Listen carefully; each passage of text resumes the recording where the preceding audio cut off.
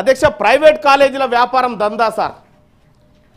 ఈ దందా ఇది మామూలు దందా కాదు సార్, చాలా అద్భుతమైన దందా. శ్రీ చైతన్య బ్రాంచు ఈడ ఉంటుంది సార్, ఈడ మాదాపూర్లో మెయిన్ బ్రాంచ్ ఉంటుంది సార్. అందులో ఇక్కడ ఈ 10-20 స్కూళ్ళల్లో ఉండేటువంటి సార్, నేను ఇప్పుడే స్టార్ట్ చేసిన సార్. నేను చూస్తూనే ఉన్నా. నువ్వు ఎప్పుడు స్టార్ట్ చేసింది? లేదు సార్, నేను ఇప్పుడే స్టార్ట్ చేసిన. నేను చూస్తూనే ఉన్నా అంటున్నా. అదే సార్, అదే చూసిరు కాబట్టి.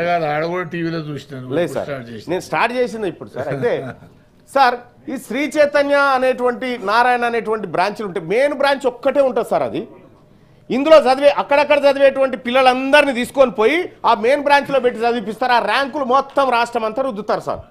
మన అమాయకులైన తల్లిదండ్రులు నిజంగానే మా కొడుకు కూడా ఫస్ట్ వస్తాడేమో, మా కొడుకు కూడా ఎంసెట్లో ర్యాంక్ కొడతాడేమో, మా కొడుకు కూడా ఐఐటి వస్తుందేమో అని చెప్పి భ్రమపడి లక్షల రూపాయల డబ్బు ధారపోస్తూ ఉన్నారు సార్.